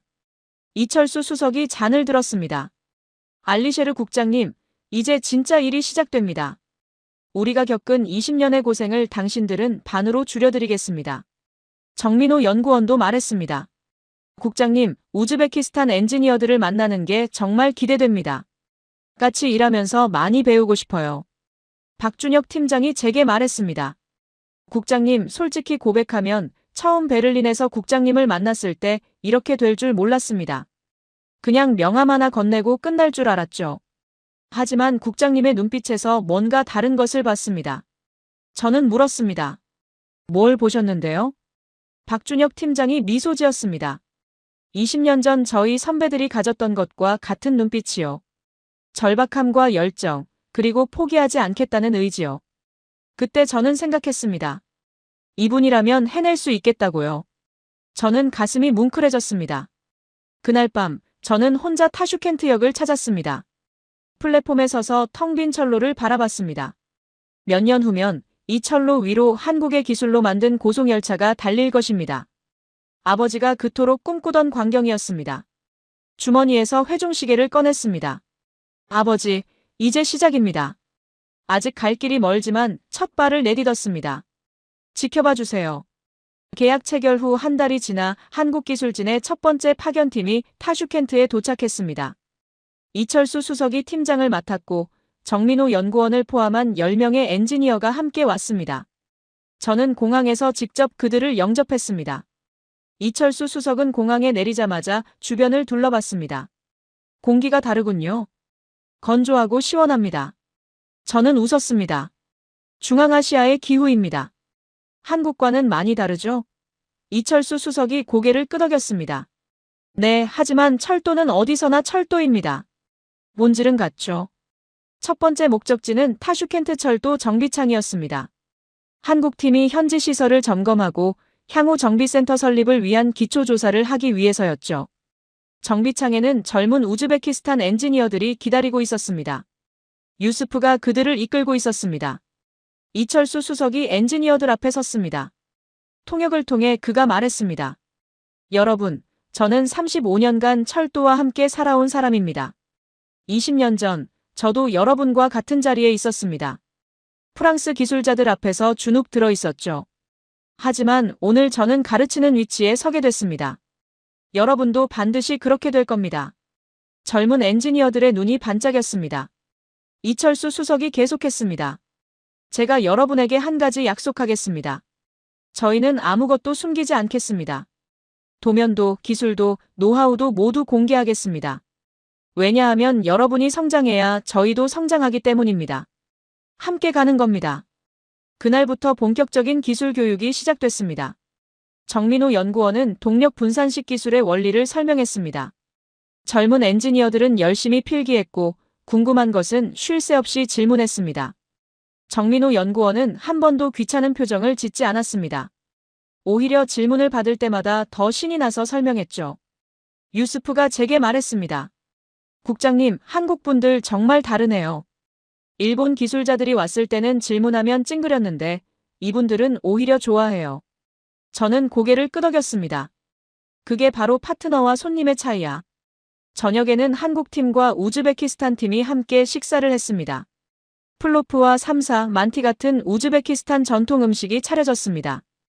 이철수 수석이 플로프를 한 입 먹더니 감탄했습니다. 이거 정말 맛있네요. 한국의 비빔밥과 비슷한 느낌이에요. 저는 웃었습니다. 우즈베키스탄과 한국 멀리 있지만 비슷한 점이 많습니다. 식사 중에 정민호 연구원이 우즈베키스탄 엔지니어들과 농담을 주고받았습니다. 언어는 달랐지만 웃음에는 국경이 없었습니다. 기술자들끼리 통하는 무언가가 있었죠. 저는 그 모습을 보며 생각했습니다. 이것이 바로 파트너십이구나. 사업 관계를 넘어선 인간적인 유대가. 며칠 후 이철수 수석이 저를 따로 불렀습니다. 국장님, 한 가지 제안이 있습니다. 우즈베키스탄 엔지니어 중 선발된 인원을 한국에서 집중 교육시키면 어떨까요? 3개월 정도요. 저는 눈이 커졌습니다. 그게 가능합니까? 이철수 수석이 미소 지었습니다. 저희가 준비하겠습니다. 숙소, 교육 프로그램, 모든 것을요. 저는 가슴이 벅차올랐습니다. 기술만 전해주는 것이 아니라 사람을 키우겠다는 것이었습니다. 이것이 바로 한국이 프랑스에게서 배우고자 했던 것, 그리고 얻지 못했던 것이었습니다. 이제 한국은 그것을 우리에게 주고 있었습니다. 그날 밤, 저는 파티마에게 말했습니다. 한국 사람들에게서 정이라는 것을 느꼈어. 사업을 넘어서 진심으로 우리를 돕고 싶어 하더라고. 파티마가 미소 지었습니다. 좋은 파트너를 만났네요, 당신. 한국 기술진과의 협력이 순조롭게 진행되던 어느 날 예상치 못한 손님이 찾아왔습니다. 러시아에서 휴학한 아들 티무르였습니다. 그는 공항에서 곧바로 정비창으로 달려왔습니다. 아버지, 저도 참여하고 싶어요. 티무르의 눈은 열정으로 가득 차 있었습니다. 저는 놀랐습니다. 내가 왜 여기에? 학교는 어떻게 하려고? 티무르가 대답했습니다. 휴학했잖아요. 아버지가 시작하신 일, 저도 같이 하고 싶어요. 러시아에서 기계공학 배우는 것보다 여기서 실제로 일하는 게 더 배울 게 많을 것 같아요. 솔직히 마음이 복잡했습니다. 아들이 자기 인생을 포기하는 것 같아서요. 하지만 티무르의 눈빛은 진지했습니다. 저는 한숨을 쉬었습니다. 좋아, 내 마음대로 해라. 하지만 여기 오면 특별 대우 없다. 다른 신입들과 똑같이 밑바닥부터 시작해야 해. 티무르가 환하게 웃었습니다. 그게 제가 원하는 거예요, 아버지. 이철수 수석은 티무르를 반갑게 맞아줬습니다. 아, 국장님 아들이군요. 러시아에서 기계공학 공부했다고요? 좋아요, 기초가 있으니 금방 따라올 겁니다. 티무르는 한국팀의 막내 노릇을 자처하며 열심히 배웠습니다. 정민호 연구원을 졸졸 따라다니며 질문을 쏟아냈죠. 어느 날 저녁, 티무르가 제게 다가왔습니다. 아버지, 죄송해요. 저는 눈썹을 치켜 올렸습니다. 뭐가 죄송해? 티무르가 머리를 극적였습니다. 예전에 아버지한테 반항했잖아요. 아버지는 항상 일본만 바라보신다고요. 그때는 제가 아무것도 몰랐어요. 저는 티무르의 어깨에 손을 얹었습니다. 아니다. 내 말이 맞았어. 나도 너무 오랫동안 한쪽만 봤어. 내가 다른 방향도 보라고 말해줬잖아. 그 말이 나를 깨우쳤어. 티무르가 눈시울을 붉혔습니다. 아버지. 저와 티무르는 오래도록 이야기를 나눴습니다. 아버지와 아들 사이에 쌓였던 벽이 무너지는 순간이었습니다. 티무르가 물었습니다. 아버지, 할아버지는 어떤 분이셨어요? 저는 아버지의 이야기를 들려줬습니다. 소련 시절 기관사였던 것, 기술 독립을 꿈꿨던 것, 쓸쓸히 은퇴하신 것. 티무르가 말했습니다. 할아버지의 꿈을 아버지가 이어받으셨네요. 그리고 이제 제가 이어받을 거예요. 저는 아버지의 회종시계를 꺼냈습니다. 이 시계가 할아버지에게서 아버지로, 아버지에게서 나에게로 왔다. 언젠가는 너에게 가겠지. 티무르가 고개를 끄덕였습니다. 그때까지 열심히 배울게요, 아버지. 며칠 후, 또 다른 반가운 소식이 전해졌습니다. 감찰 조사가 공식적으로 무혐의 종결된 것입니다. 라힘 의원의 비리가 밝혀지면서 저에 대한 모든 혐의가 철회됐습니다. 더불어 제 직위도 완전히 복권됐죠. 오히려 대통령 특별 표창까지 받게 됐습니다. 표창식에는 카자흐스탄에서 올자스가 축하하러 왔습니다. 형, 정말 축하해. 우리 카자흐도 한국과 협력을 고려하고 있어. 형이 길을 열어준 거야. 저는 올자스를 끌어안았습니다. 고마워, 친구. 내가 있어서 버틸 수 있었어. 표창식이 끝난 후 가족들과 함께 저녁을 먹었습니다. 파티마, 티무르, 그리고 한국에서 온 박준혁 팀장까지. 테이블에 둘러앉아 웃고 떠드는 모습이 마치 한 가족 같았습니다. 박준혁 팀장이 말했습니다. 국장님 가족을 만나니 왜 국장님이 그렇게 강하신지 알겠습니다. 이렇게 든든한 지원군이 있으시니까요. 저는 파티마와 티무르를 바라봤습니다. 네, 저는 정말 복받은 사람입니다. 2025년 봄, 드디어 첫 번째 KTX-2 우즈베키스탄 버전의 시운전이 예정됐습니다. 열차는 한국에서 제작되어 해상 운송으로 이란을 거쳐 우즈베키스탄에 도착했습니다. 타슈켄트 철도 정비창에서 최종 조립과 점검이 이루어졌죠. 시운전 날 아침, 저는 일찍 일어나 정비창으로 향했습니다. 아직 해가 뜨기 전이었지만 이미 많은 사람들이 모여 있었습니다. 한국 기술진, 우즈베키스탄 엔지니어들, 그리고 정부 관계자들. 모두의 얼굴에 긴장과 기대가 어려 있었습니다. 열차가 정비창 밖으로 모습을 드러내는 순간 탄성이 터져나왔습니다. 은색 차체에 파란색 띠가 감긴 날렵한 디자인. 차체 옆면에는 우즈베키스탄과 한국의 국기가 나란히 그려져 있었습니다. 그리고 그 아래에 열차의 이름이 적혀 있었습니다. 아프로시옵2. 실크로드를 달리던 고대 왕의 이름을 딴 것이죠. 이철수 수석이 제게 다가왔습니다. 국장님, 첫 시운전에 동승하시겠습니까? 저는 고개를 끄덕였습니다. 물론이죠. 이 순간을 놓칠 수 없습니다. 운전실에 올라탔습니다. 우즈베키스탄 기관사와 한국 기술자가 나란히 앉아 있었습니다. 기관사는 한국에서 3개월간 교육을 받은 청년이었습니다. 그의 얼굴에 긴장과 자부심이 교차했습니다. 저는 그의 어깨를 두드렸습니다. 잘 해낼 거야. 출발 신호가 떨어졌습니다. 열차가 부드럽게 움직이기 시작했습니다. 타슈켄트역을 빠져나가 교외로 향했습니다. 속도가 점점 올라갔습니다. 시속 100km, 150, 200. 창밖 풍경이 빠르게 스쳐 지나갔습니다. 시속 250km. 설계 속도에 도달했습니다. 놀라운 것은 거의 소음이 느껴지지 않는다는 점이었습니다. 진동도 미미했죠. 정민호 연구원이 자랑스럽게 말했습니다. 동력 분산식의 장점이 여기서 나옵니다. 무게가 고르게 분산되어서 훨씬 안정적이죠. 언덕 구간에 진입했습니다. 저는 긴장하며 속도계를 지켜봤습니다. 기존 열차였다면 속도가 확 떨어지는 구간이었습니다. 하지만 KTX-2은 속도를 유지하며 언덕을 넘어갔습니다. 저는 환호성을 질렀습니다. 해냈습니다.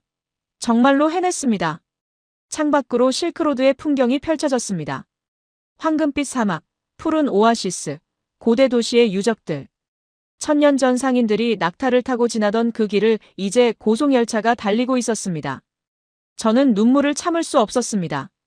사마르칸트에 도착했습니다. 플랫폼에는 환영 인파가 가득했습니다. 시민들이 열차를 보며 환호했습니다. 아이들이 손을 흔들었습니다. 저는 열차에서 내려 그들에게 손을 흔들어줬습니다. 미르조예프 대통령이 사마르칸트에서 기다리고 있었습니다. 대통령은 제 손을 꼭 잡으며 말했습니다. 알리셰르 국장, 당신이 해냈소. 우즈베키스탄의 새로운 역사를 열었소. 저는 고개를 숙였습니다. 모두가 함께 해낸 것입니다. 대통령님. 저 혼자의 힘이 아닙니다. 그날 저녁 사마르칸트의 레기스탄 광장에서 축하 행사가 열렸습니다. 고대 마드라사의 푸른 타일 앞에서 한국과 우즈베키스탄의 국기가 나란히 펄럭였습니다. 두 나라의 춤과 음악이 어우러졌습니다. 박준혁 팀장이 제 옆에 섰습니다. 국장님, 이 풍경을 보면 감회가 새롭습니다. 20년 전 저희가 프랑스에서 돌아왔을 때 이런 날이 올 줄 몰랐습니다. 저는 고개를 끄덕였습니다. 저도 마찬가지입니다. 30년 전 아버지의 꿈이 이렇게 이루어질 줄은요. 밤하늘에 불꽃놀이가 터졌습니다. 실크로드의 밤하늘을 수놓는 불꽃들. 저는 아버지의 회중시계를 꺼내 하늘을 향해 들어올렸습니다. 아버지, 보고 계시죠? 드디어 해냈습니다. 2025년 가을, 저는 은퇴를 결심했습니다. 32년간의 공직 생활을 마무리하기로 한 것이죠. 후배들에게 자리를 물려줄 때가 됐다고 생각했습니다. 은퇴 기념식은 타슈켄트 철도박물관에서 열렸습니다. 수백 명의 동료 후배, 그리고 한국에서 온 손님들이 참석했습니다. 박준혁 팀장, 이철수 수석, 정민호 연구원도 왔습니다. 미르조예프 대통령도 축하 영상을 보내주셨습니다. 제가 연단에 올랐습니다. 30년 전, 저는 일본의 신칸센을 보며 꿈을 꿨습니다. 언젠가 우리 땅에도 저런 열차가 달리게 하겠다고요. 하지만 진정한 파트너는 일본이 아니었습니다. 진정한 파트너는 우리의 아픔을 이해하고 우리와 함께 성장하고자 하는 사람들이었습니다. 청중석에서 박준혁 팀장이 미소 짓고 있었습니다. 저는 계속했습니다. 저는 이 자리에서 한국 친구들에게 감사를 전하고 싶습니다. 그들은 기술만 준 것이 아닙니다. 희망을 줬습니다. 우리도 할 수 있다는 자신감을 줬습니다. 그것이 돈으로 살 수 없는 가장 큰 선물이었습니다. 그리고 저는 유스프를 불렀습니다. 유스프 이스마일로프, 앞으로 나오게. 유스프가 긴장된 표정으로 연단에 올랐습니다. 저는 그에게 말했습니다. 오늘 저는 후임 철도개발국장으로 유스프 이스마일로프 씨를 추천합니다. 그는 젊고 열정적이며 이 나라 철도의 미래를 이끌어갈 인물입니다. 청중석에서 박수가 터져나왔습니다. 유스프의 눈에 눈물이 맺혔습니다. 국장님, 저는 아직 부족합니다. 저는 그의 어깨에 손을 얹었습니다. 아니다. 내가 적임자야. 30년 전 나도 이렇게 부족했다. 하지만 해냈잖아. 너도 할 수 있어. 그리고 저는 아버지의 회중시계를 꺼냈습니다. 이 시계는 제 할아버지, 아버지를 거쳐 제게 왔습니다. 이제 이것을 너에게 물려주겠다. 저는 유스프에게 회중시계를 건넸습니다. 유스프가 두 손으로 받아들었습니다. 국장님, 저는 이 무게를 알겠습니다. 최선을 다하겠습니다. 청중석에서 다시 박수가 터졌습니다. 파티마가 눈물을 닦고 있었고 티무르가 환하게 웃고 있었습니다. 기념식이 끝난 후 박준혁 팀장이 저를 따로 불렀습니다. 국장님, 아니 이제는 알리셰르 씨라고 불러야겠군요. 하나 제안이 있습니다. 저는 귀를 기울였습니다. 우크라이나 철도 재건 사업에 우즈베키스탄과 한국이 함께 참여하는 건 어떨까요? 저는 눈이 커졌습니다. 우크라이나요? 박준혁 팀장이 고개를 끄덕였습니다. 전쟁이 끝나면 대규모 재건 사업이 필요합니다. 우크라이나도 광괴를 사용하니까 우리가 함께 개발한 기술이 딱 맞습니다. 알리셰르 씨의 경험이 큰 도움이 될 겁니다. 저는 잠시 생각에 잠겼습니다. 은퇴했지만 새로운 도전이 기다리고 있었습니다. 좋습니다. 함께 하겠습니다. 아직 제가 할 수 있는 일이 남아있다면요. 박준혁 팀장이 손을 내밀었습니다. 앞으로도 잘 부탁드립니다, 파트너. 그날 저녁 가족들과 함께 타슈켄트역에 갔습니다. 플랫폼에서 KTX-2음 우즈베키스탄 버전 아프로시옵2가 출발을 기다리고 있었습니다. 은색 차체가 저녁 노을에 반짝였습니다. 저는 파티마와 티무르의 손을 잡았습니다. 저 열차가 달리는 것을 볼 때마다 저는 아버지를 생각할 거야. 아버지가 꿈꿨던 것이 저거니까. 파티마가 제 손을 꼭 잡았습니다. 아버님도 자랑스러워 하실 거예요, 당신. 티무르가 말했습니다. 아버지, 저도 언젠가 아버지처럼 될게요. 열차가 기적을 울리며 출발했습니다. 은색 열차가 플랫폼을 미끄러지듯 빠져나갔습니다. 점점 속도를 높이며 멀어져 갔습니다. 실크로드를 따라 사마르칸트를 향해. 저는 그 열차를 오래도록 바라봤습니다. 할아버지에서 아버지로, 아버지에서 저로, 저에서 다음 세대로. 꿈은 이어지고 있었습니다. 그리고 그 꿈을 싣고 열차는 달리고 있었습니다. 타슈켄트역의 전광판에 글자가 떴습니다. 아프로시옵 투 타슈켄트 발 사마르칸트 행. 정시 출발. 저는 미소 지었습니다. 아버지, 우리가 해냈습니다. 이제 이 나라는 스스로의 힘으로 달릴 수 있습니다. 노을이 물드는 하늘 아래 열차는 실크로드를 향해 달려가고 있었습니다.